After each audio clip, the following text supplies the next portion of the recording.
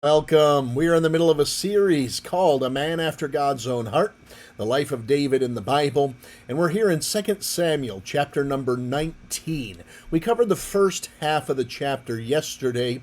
We're calling this, Will the Real Friends of David Please Stand Up? Something like that, anyhow.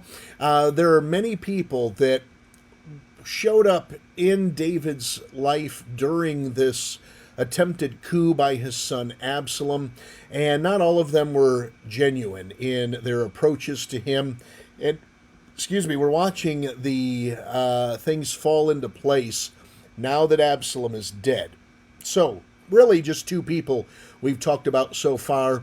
One of them quite significant, the other not, but there's a good lesson in there. Joab. Joab is the captain of the host for David. He's his right-hand man, militarily speaking, and he is the one who went ahead and took the life of Absalom in spite of David telling his men to be gentle with him, to not kill him. Joab did it anyway, so he disobeyed a direct order by the king, and having done so, he did the better thing for the kingdom. You can argue whether or not it was the right thing to do, since it was an order from David to not do it. But had he not, then who knows what would have happened with this whole scenario playing out. Now, though, we see Joab show up as David is mourning the loss of Absalom, and he is just beside himself. His grief has overtaken him. And Joab basically told him, look, those of us who fought for you, who stood by your side, we feel like you are giving us a bad deal here. We think that you would rather we be dead and he alive. So you need to go tell the people thank you for what they did for you. And David does do this. Oh, something I left out that's quite important. Joab said, if you don't do this, then I'll make sure everyone who stood by your side through this whole thing turns on you before the night's over. So that was a direct threat to David, and even possibly something that David could consider Joab trying to take the throne next. Then the next person is Shimei. If you remember Shimei, he's this loudmouth jerk that was cursing David, throwing rocks and dirt at him as he had to leave Jerusalem. Well, as we said yesterday, the same road that leads out leads back in, and now David has to pass by Shimei's house again.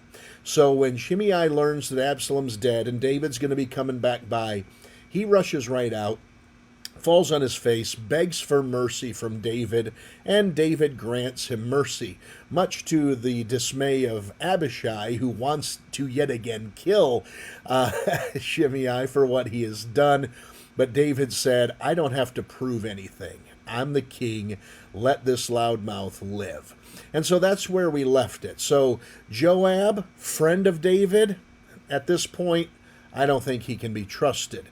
Shimei's no friend of David. He is one who cursed and swore when the opportunity was there, but then when it reversed, he's now just pleading for his life. He's a fair weather friend. Now, let's get into verse 24. This is where we left off, 2 Samuel 19, verse 24.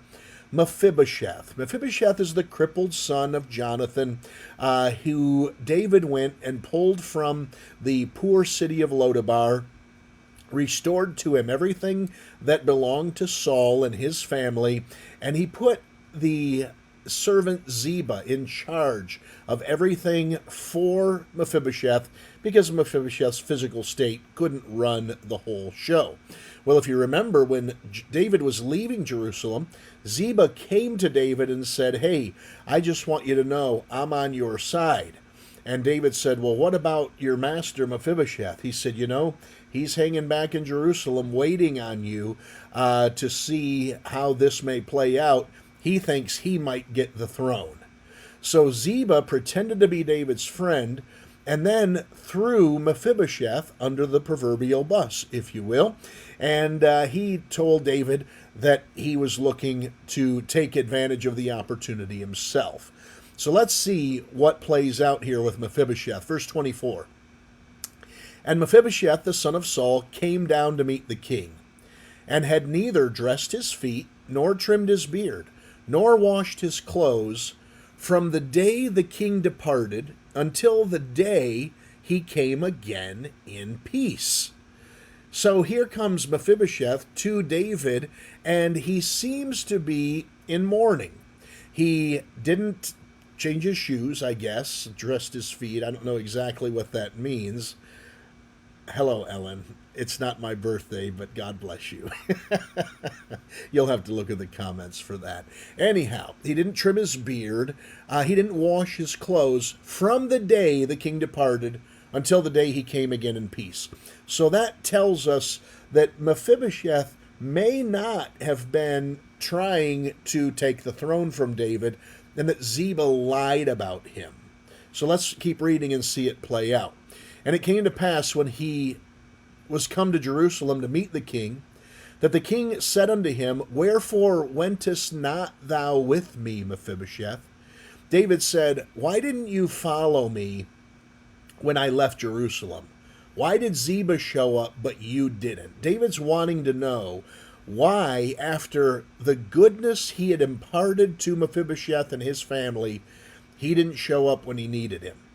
And he answered, My lord, O king, my servant deceived me. For thy servant said, I will saddle me an ass, that I may ride thereon and go to the king, because thy servant is lame. And he hath slandered thy servant unto my lord the king. But my lord the king is an angel of God. Do therefore what is good in thine eyes. So David says, Why didn't you leave with me? And Mephibosheth says, Ziba lied to me. He deceived me. I said I would get on a donkey and ride out to meet you because of my crippled state, but he's told you lies about me. And Lord, the king, you are an angel of God. And then he says, Do therefore what is good in thine eyes. If you were to ask me, and I don't know for sure, I would say Ziba's the liar and Mephibosheth is telling the truth. But we really don't know. Verse number 28, For all of my father's house were but dead men before my lord the king. Yet didst thou set thy servant among them, that did eat at thine own table. What right, therefore, have I yet to cry any more unto the king? Mephibosheth says, Look, king, you took me when no one wanted me. You gave me what no one else would have ever given me. I've eaten at your table. I'm not going to ask you for any more favors. You can do what you see fit. If you think Ziba's telling you the truth, do whatever you want to me.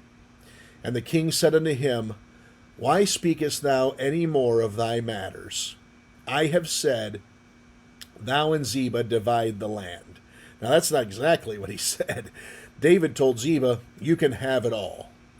But what I think is happening here is David is saying, Look, let's drop this matter. We don't know I don't know exactly who's telling the truth. I don't know if I should believe you. I don't know if I should believe Ziba, but we're just going to do this. You two can split the land in half. Now, up until then, he'd given Ziba everything. So now he's taking half of it back and giving it back to Mephibosheth. And Mephibosheth said unto the king, Yea, let him take all. For as much as my lord the king is come again in peace unto his own house. And so what Mephibosheth is saying there is, I don't even want the land. I don't care. I'm just glad you're back as the king. So you've got to decide. Is Ziba the truth teller? Is Mephibosheth the truth teller? Are they both opportunists? Is one lying about the other? Are they both lying about each other? It's a bit of a mess. So who are the friends of David? Is Joab? No. Is Shimei? No. Is Ziba? Maybe. Is Mephibosheth? Maybe. We don't know. Isn't it terrible that this man has no idea who his true friends are? Verse 31. New man, Barzillai. Barzillai's a good guy. He's a friend of David. We'll just let you know right that out of the gate. Barzillai the Gileadite came down from Rogelim and went over Jordan with the king to conduct him over Jordan. Now Barzillai was a very aged man, even 80 years old. So if you don't know, a score is 20, so 80 would be 4 times 20, or 80 years old. And he had provided the king of sustenance while he lay at Mahanaim, for he was a very great man. So while David was in hiding, Barzillai had given resources, food and water and things like that, to David and his men, because he was very wealthy and was a friend of the king. And the king said unto Barzillai, Come thou over with me, and I will feed thee with me in Jerusalem. So to reward Barzillai, David wants to bring him over Jordan with him. And Barzillai said unto the king, How long have I to live, that I should go up with the king unto Jerusalem? I am this day 80 years old, and can I discern between good and evil? Can thy servant taste what I eat or what I drink? Can I hear any more the voice of singing men and women? Singing women. Wherefore then should thy servant be yet a burden unto my lord the king? So Barzillai says, King, thank you, but I'm an old man. I don't even taste food anymore. I don't taste drink. I don't hear well. You'd be wasting your time to bring me along with you. Verse 36, Thy servant will go a little way over Jordan with the king, and why should the king recompense it me with such reward? So he says, look, I'll go over the river with you, but I want to come back and go home. Verse 37, Let thy servant, I pray thee, turn back again, that I may die in mine own city, and be buried by the grave of my father and of my mother.